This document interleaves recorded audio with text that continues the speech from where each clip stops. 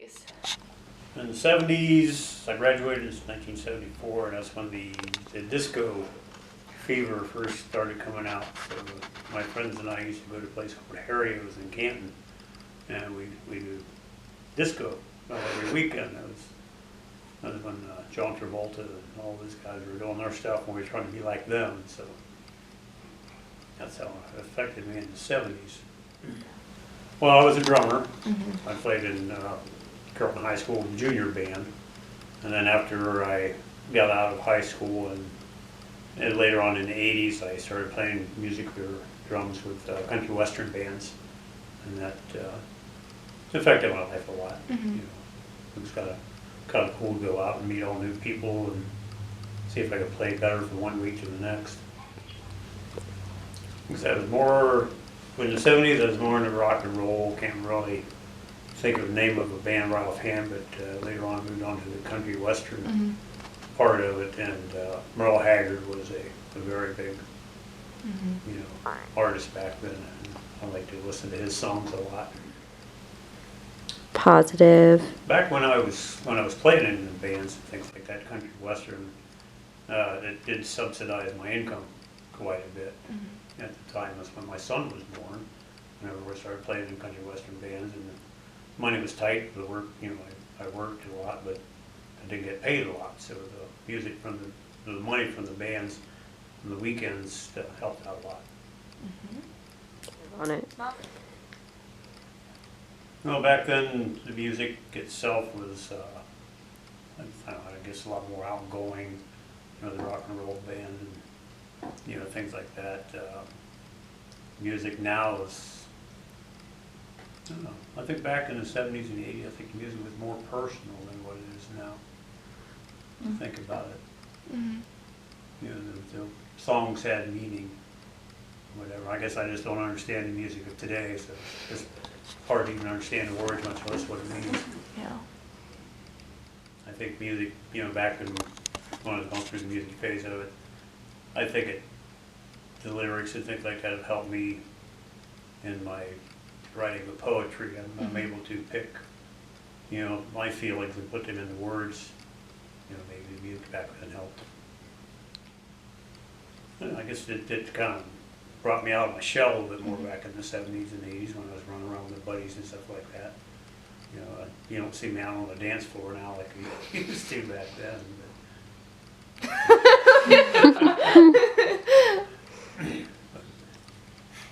Like I said, it was disco fever back then, so we did a lot of crazy things. But, now I just like to listen to the radio on the way to work. It kind of get up and go to work in the morning. It kind of and then when I play the radio on the way to work, it kind of livens me up. Gets me pumped in the mornings and get ready for the day. Oh, back in the 70s and 80s, you didn't have the profanity in the music. It was taboo, it was forbidden, basically, unless you really got into the hard rock and roll. You had some back there, but now it's like, gosh, it's like every other word, you know, this profanity. Like I say, the lyrics now, I have a hard time even understanding them. Racism, to be honest with you, in this past year, compared to the 70s and the 80s, there's not much difference. There was a lot of racism, and there was a lot of segregation in the 70s and the 80s. Is when they started trying to get out of it, to segregate the schools, and back in there. And now, like I say, this past year, or this past administration, present administration, I should say, it just seemed like the racism's coming back. In the 70s, people never saw them. They had things called 8-track tapes. Yeah.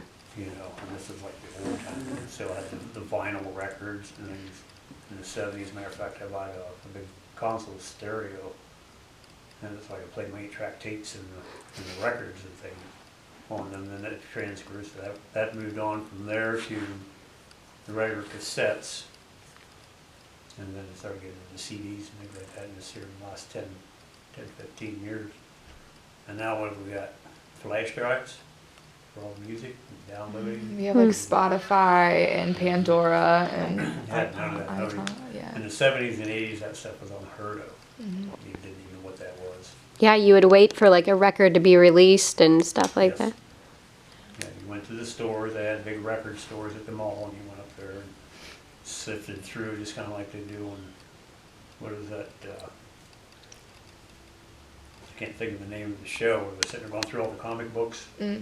Oh, Big Bang Theory. Big Bang Yeah, Theory. Big Yeah. Bang Theory, how they go through all the comic books, and they did that with the albums. You Wow. went to this big store, had thousands upon thousands of albums, and you sat there and you leafed through each artist or each generator.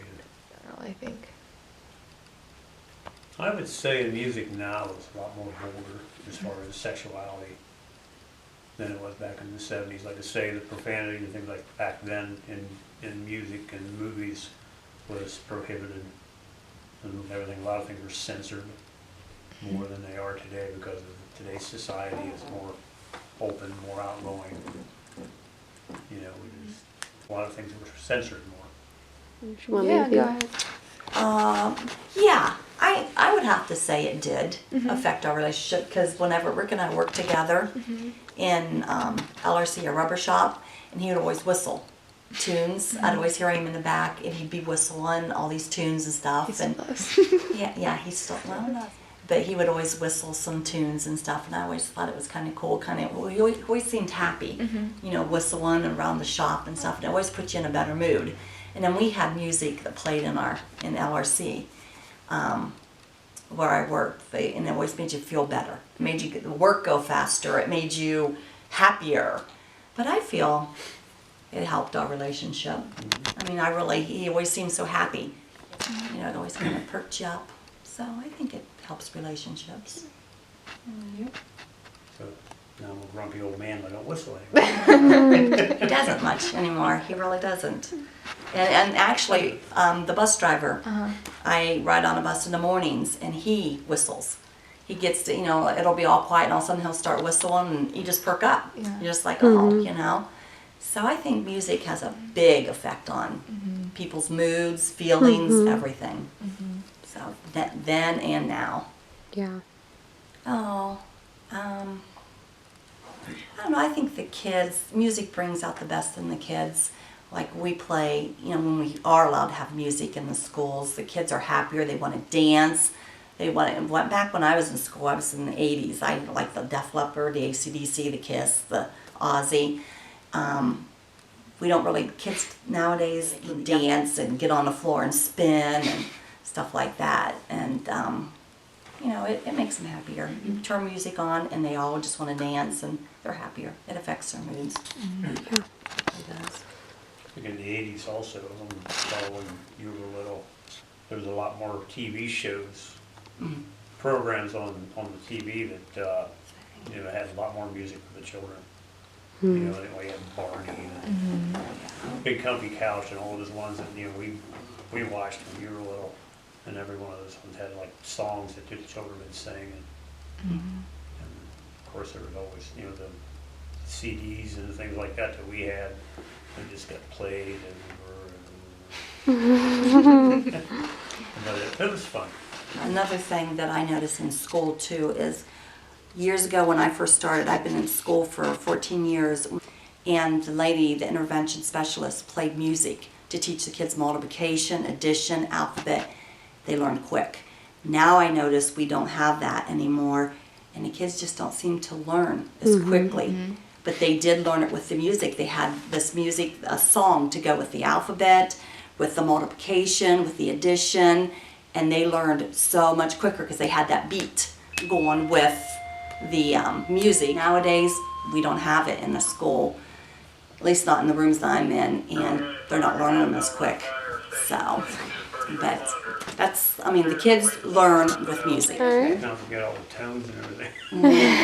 Yeah. I think today's music, I think I like more, not necessarily the, you know, the hardcore rock and roll, but the you know, like I said, the country western and the classical and things like that.